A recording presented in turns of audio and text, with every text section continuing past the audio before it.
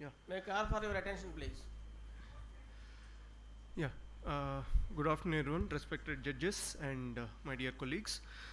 Today, I'll be talking about an innovative do-it-yourself manual technique of silicone oil removal versus a machine-based approach. It's a comparative study, so I don't have any financial interest. The aim is to study the efficacy of manual silicone oil removal by a modified innovative technique as compared to a vitrectomy machine-based approach. Coming to the methodology, this is a comparative interventional case series with a total of 20 eyes. Please maintain silence, please.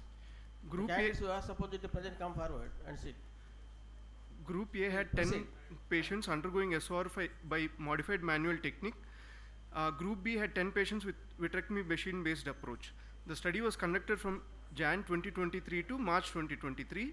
All the patients posted for silicone oil removal without the need of any adjuvant procedures were included in the case series. Now coming to the vitrectomy-based approach, as you can see to the left, this is a short video wherein you can see the extrusion syringe which is connected to the vitrectomy machine. You can see the oil come out very slowly into the extrusion cannula of the silicone oil removal cannula, and along with this you can see the equipment which is required for this machine based approach. That means it requires a machine, it requires a cassette, the tubing, the extrusion thing. This is what is all required for machine based approach. Coming to our modified manual approach, so we just need a short end of a silicone infusion tubing which is connected to a 5cc syringe, that's it. And after that, coming to the procedure per se, we make 2 ports and the infusion comes from a saline bottle which is connected to the saline stand, and it comes to the eye with infusion tubing. Here you have a 3-way cannula. After that, ports are being made, and you can see manually the thing is pulled with your hand and it is connected to the eye, and you can see clearly in this video how better and how fast the silicone oil is being removed with the help of our innovative technique. And after that, the fundus is examined and partial fluid air exchange is done with the help of the sister injecting sterile air into the vitreous cavity, and we removing the partial fluid with the help of a flute needle. So the time taken for SR in both the techniques was noted along with any adverse events. The patients were examined on day 1, 1 week and 1 month. On follow-ups, the BCVA, IOP and the status of retina and any other complications were noted in either of the procedures. Now these are the results in our manual technique. First is the time taken with our manual technique. The second column has the adverse events, the BCVA, then followed by the IOP at 1 month post-op and the retina status. Now this is the results of our vitrectomy based approach. So in our study, the age of the participants were 49 plus or minus 4 years, 9 were male and 11 were females. Coming to the results, the preoperative BCVA ranged from hand movement to 618. All the patients had 1500 centistokes silicone oil. The important point here we should note is the mean time taken for SOR by our innovative technique was 1.92 minutes, whereas in the vitrectomy machine based approach it is 5.2 minutes. And the post-operative visual acuity ranged from 1/60 to 618. There were no intraoperative complications in either of the techniques. Now coming to the discussion, in very earlier eras, the silicone oil was removed with the help of passive extrusion with a sclerotomy port. Then after that, Garodia et al. And all gave us a 19 gauge needle vitrectomy machine based approach. Then Capron et al. Also advocated a technique of machine based removal with the help of a 25 gauge microcannulas. Now there are machine independent techniques which are being propagated by Zhang et al. And Zonglin et al., where they used a 10 ml syringe which is lifted up manually and the syringe is clamped. For machine independent techniques, they did tell that the vitrectomy machine approach had a slight advantage because of the controlled negative pressure, whereas the manual technique was faster. So what we did was the 10 ml syringe, which in the previous techniques generated a pressure of 676 mmHg, when it is pulled up to a mark of 4.5 ml and it is clamped. In our modified technique, we used a 5cc syringe which is safer, and the amount of suction which we generate is depending upon the plunger which we manually pull. So it takes away the need of assistant also to clamp the plunger end. Now looking at this time, everything we are talking about is carbon neutrality, how much less we produce. So the minimum usage of equipment is there in this, so there is so much less to reduce and recycle, so which will definitely make an impact by our innovative technique. So to conclude, our technique involves the use of minimal equipment such as sterilized infusion tubings and a 5cc syringe. It has been demonstrated to significantly faster SOR, at the same time efficacious. And very importantly, it may be used to perform SOR in ophthalmic institutions that are devoid of a vitrectomy setup also. To conclude, our DIY innovative technique for SOR is economical, safe, time efficient, and environmental friendly approach for SOR. Thank you. That's nice. Thank you, Amma. Thank you, Dr. Ashok. Sir, I would like to take any questions.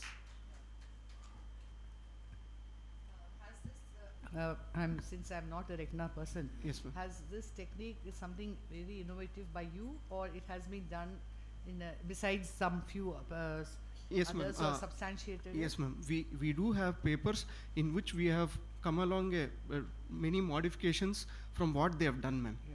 So it is not truly a completely innovative, but it is completely modified from what they do.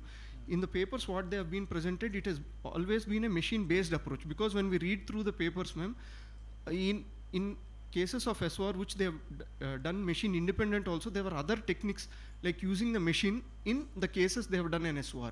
So in our cases it's completely machine independent. So there is a huge innovative modification which we have done from the papers which have been presented. So what we felt is, not many people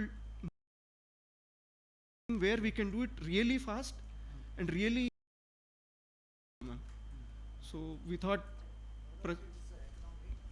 sir? How early on this silicone oil has to be removed? Like, would it be of use for oil if it is to be removed much later? Would that also come easily? Ma'am, it would be beneficial for every time of silicone oil removal. Generally, it's emulsified oil into those kind of exactly, ma'am. Yeah. That also machine independent. We can just use a small flute needle if it is emulsified to take out the emulsified bubbles, ma'am. So this technique, from a early silicone oil removal to a late silicone oil removal, it can be done completely machine independent and easily. Thank you. Thank you. Good. Thank Good you, Dr. presentation. Ashok. Thank you, sir. Dr. Yedala Divya, please come over.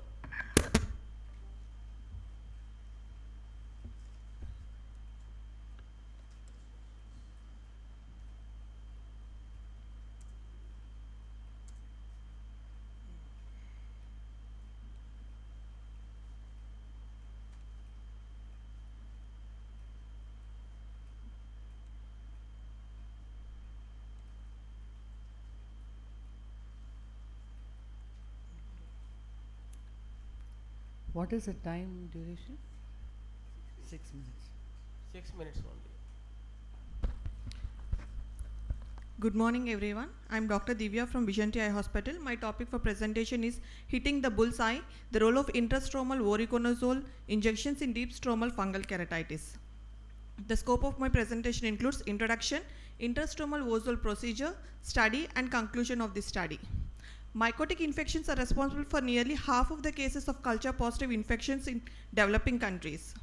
TST protocol provides a systematic algorithm for treating fungal keratitis of varying severity. Initially, we start with topical natamycin and 1% voriconazole, and we add systemic antifungals in the form of ketoconazole or voriconazole in ulcers greater than 5 mm and in depth greater than 50%, or if there is any impending perforation. If ulcer still doesn't respond, then we go for a targeted therapy in the form of intrastromal and intracameral antifungals. But deep stromal keratitis still poses a challenge, as there are several limitations for the currently available topical medications like pore penetration, surface toxicity and limited spectrum, which leads to non-healing ulcers and land up in keratoplasty, which is limited by factors like graft rejection, reinfection, limited availability of donor corneas in our country. So targeted therapy in the form of intrastromal antifungal form a depot of drug near the ulcer, which leads in better healing, thus avoiding the need for therapeutic penetrating keratoplasty. In this study, voriconazole was given as a targeted therapy. It's a prospective interventional case series conducted at Vision Eye Hospital, Visakhapatnam from August 2022 to August 2023. 8 cases of microbiologically proven fungal corneal ulcer that did not respond to conventional therapy over a period of 2 weeks were included in this study, and depending upon the severity, multiple injections were given sequentially, and the patient was followed up for every 5 days, and the healing was documented with serial slit lamp imaging. Coming to the procedure, ozol as a preservative form is available as a lyophilized powder, 1 milligram lyophilized powder in a glass vial.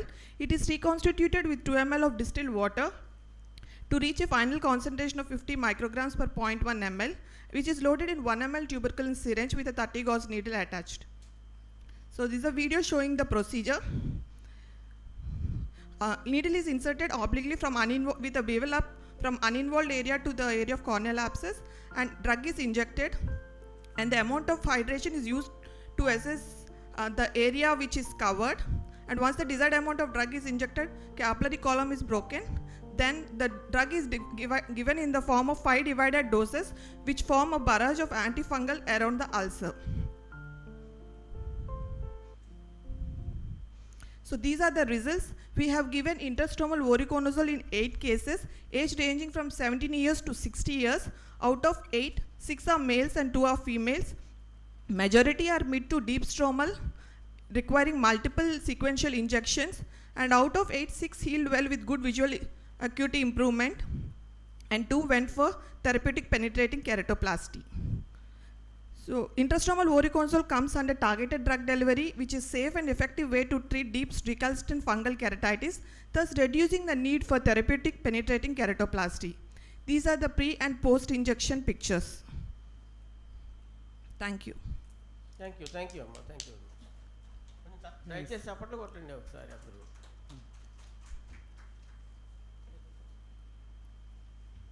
What is the advantage over the topical medication of antifungals? Over topical medication. So it's a targeted drug delivery, sir. Yeah. So injection is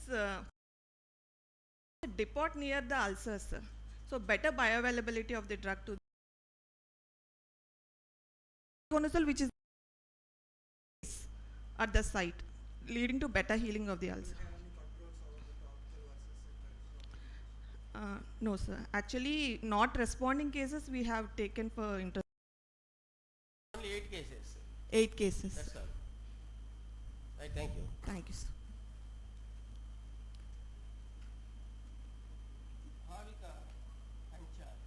Bhavika Panchal. Is it, am I correct? Sorry? My pronunciation is correct? Your name? Bhavik. Bhavika is the name of Please, the- please, proceed. So good afternoon everyone.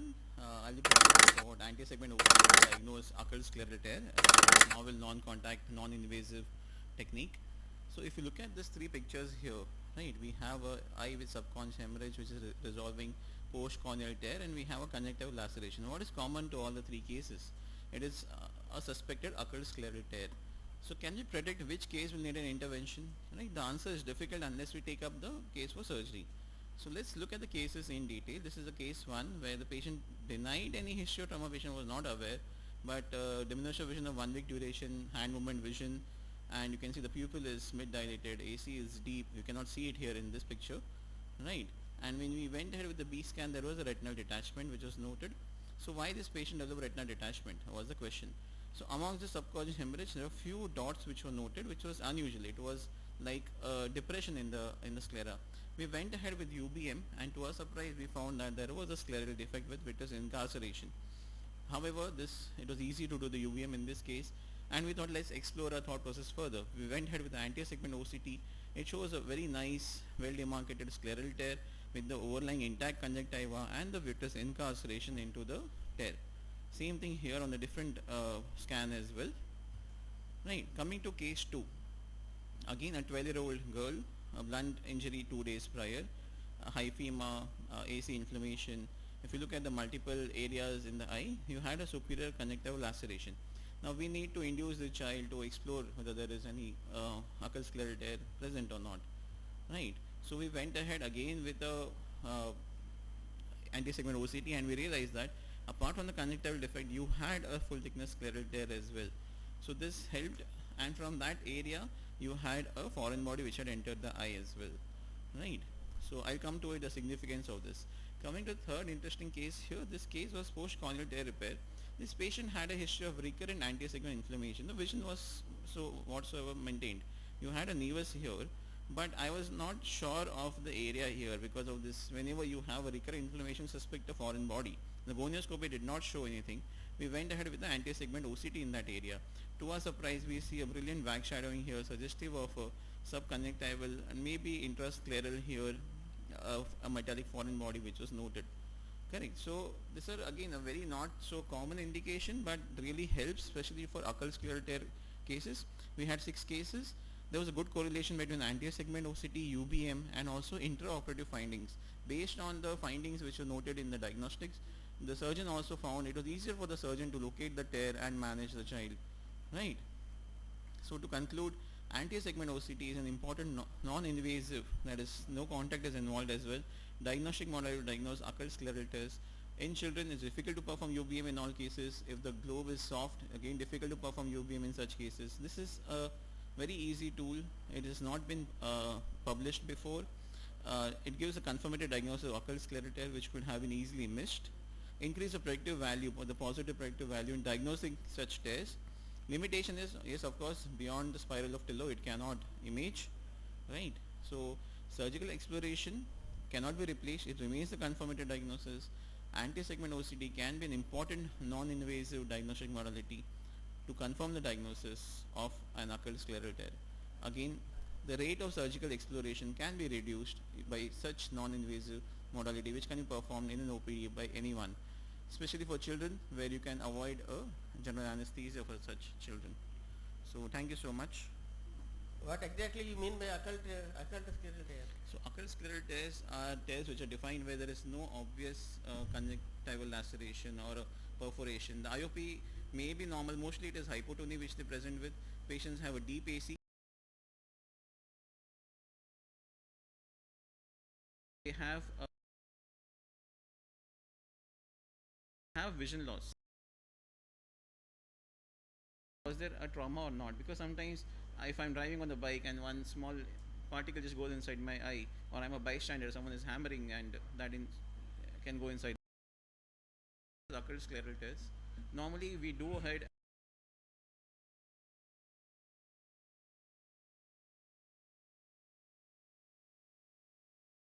Yeah. So full thickness tears, you have important tear here, right? You have congestion which is going beyond the boundary and you cannot make out the posterior tear. Another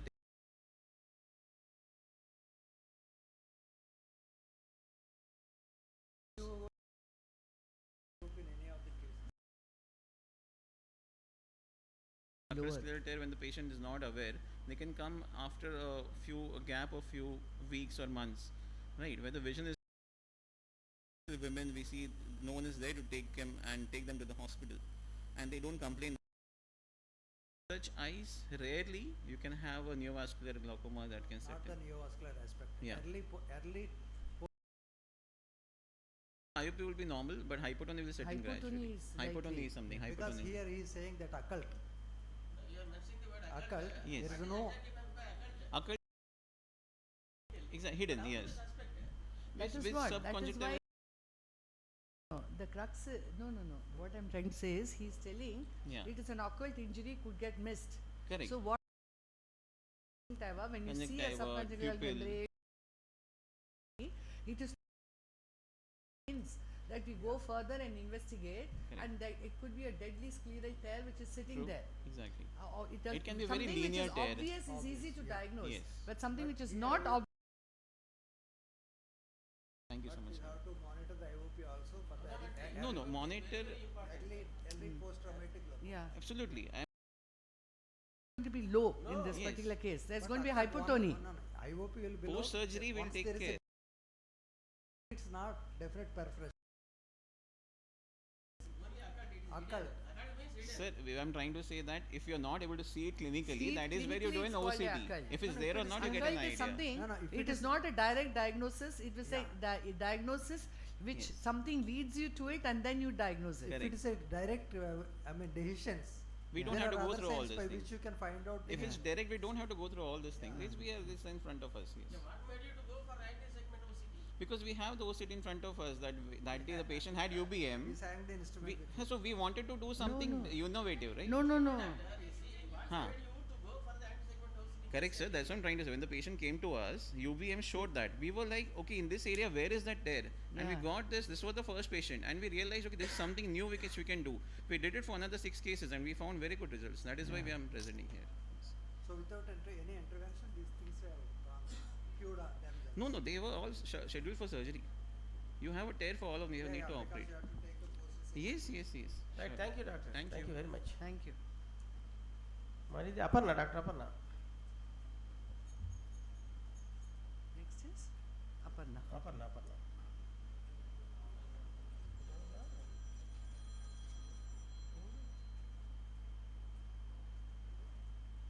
Interesting. Please proceed.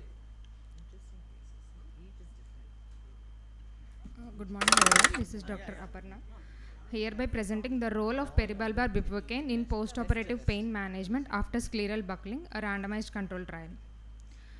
Coming to introduction, the pain management is a very important aspect of patient care in all the medical specialties. However, it has taken a backseat in ophthalmology as most of the surgeries we perform involve less amount of time and very less tissue handling. However, there are some specific considerations to vitreoretinal surgeries. First one is the duration of the surgery.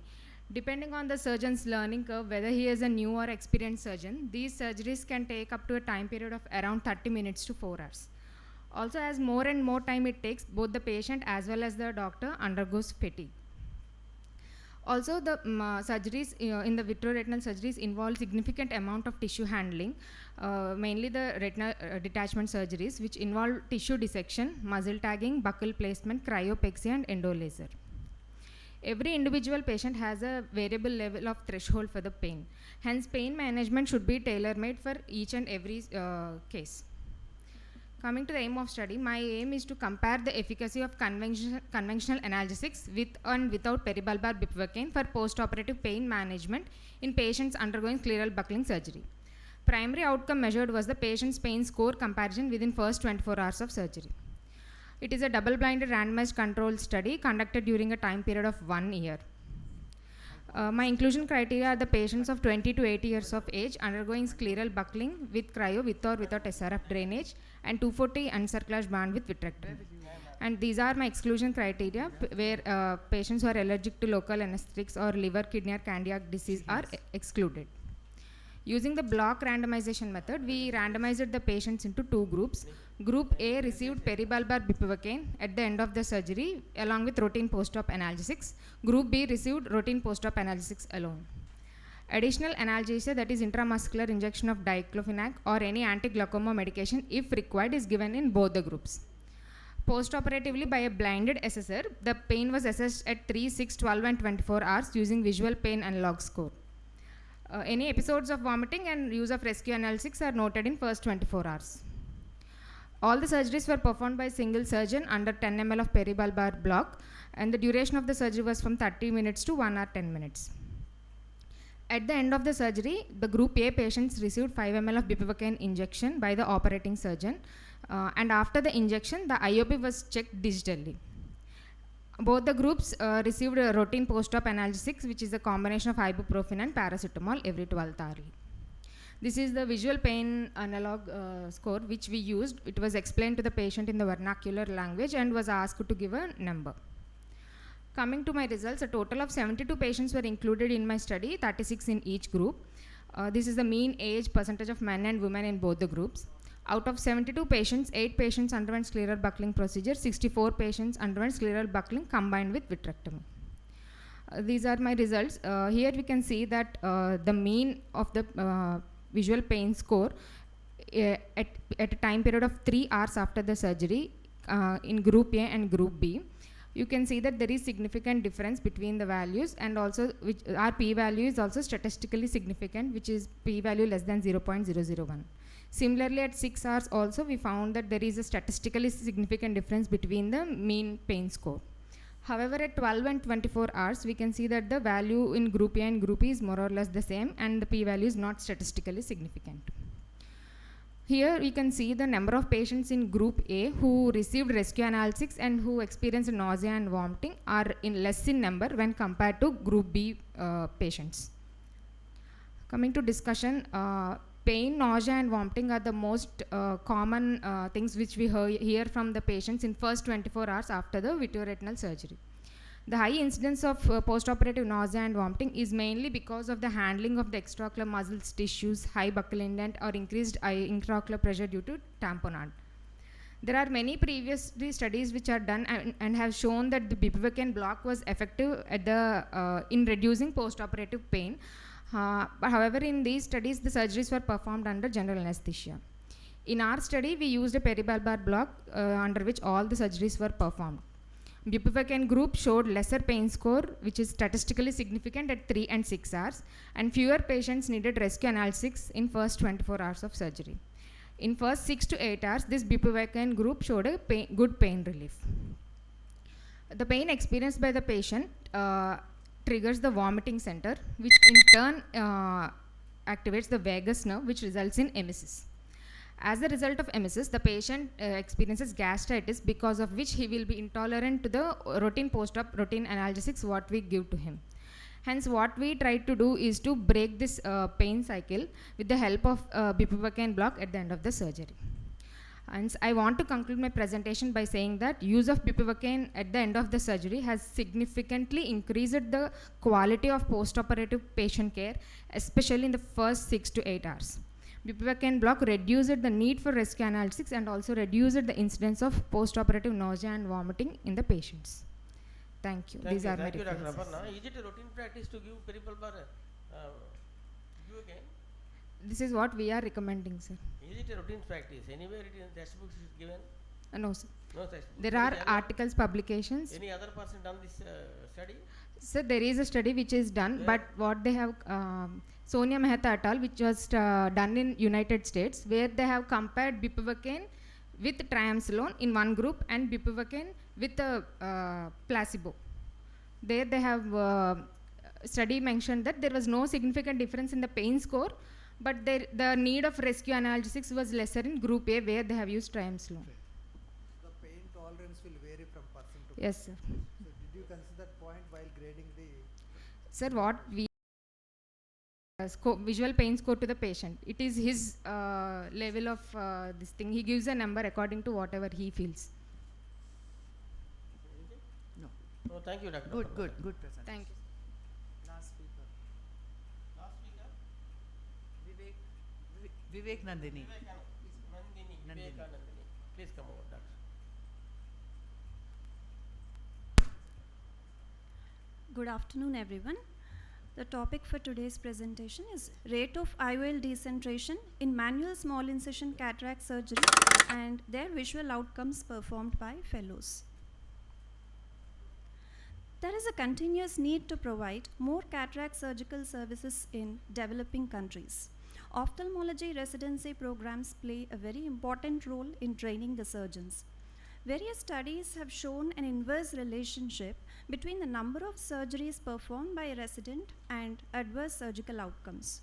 So there is a need to understand the relation between resident surgical experience and adverse surgical outcomes in manual small incision cataract surgery. The aim of the study is to analyze the rate of IOL decentration in manual small incision cataract surgery and their visual outcomes performed by fellows. This is a retrospective cohort study performed from May 2022 to May 2023 at a tertiary eye hospital in India. Re-surgeries performed for index manual small incision cataract surgery by fellows based on their surgical experience were evaluated and categorized into 4 groups. Seniors, that is, who had a surgical experience of more than 1 year, juniors, those who had a surgical experience of less than 1 year, and those who had a prior surgical experience of having performed less than 100 SICS surgeries and more than 100 SICS surgeries. And this was analyzed using computerized database. Resurgeries done within 30 days of surgery were captured and analyzed. Coming to results, we have evaluated a total of 3,957 SICS performed by 12 fellows. The overall resurgery rate was 1.16%, and the resurgery rate among seniors was 0.93%, and among juniors it was 2.17%, This showed a statistically significant difference between these two groups. And the resurgery rate among those who had a surgical experience of less than 100, it was 1.29, and those who had a surgical experience of more than 100, it was 2.19, did not find any statistically significant difference between these two groups. We have seen that IOL decentration, which went for IOL redialing, accounted for 24% of the resurgeries. And more interestingly, we have found that two more categories, that is AC wash and cortical cleanup, accounted for a greater percentage of the resurgeries, that is 28% and 26% respectively. And 86.9% of the cases which underwent IOL redialing had a post-op visual acuity of 6/12 or better, and 13.04% of the cases had post-op visual acuity of 6/18 or worse. Coming to discussion, SICS is the most commonly performed cataract surgery in developing countries. It is less expensive than phaco and delivers comparable outcomes. Haripriya et al. Shows a resurgery rate of 1.17%, which is very close to our study. Schmidt et al. And other studies show 0.85% and 1.9%. Their study was on phaco emulsification.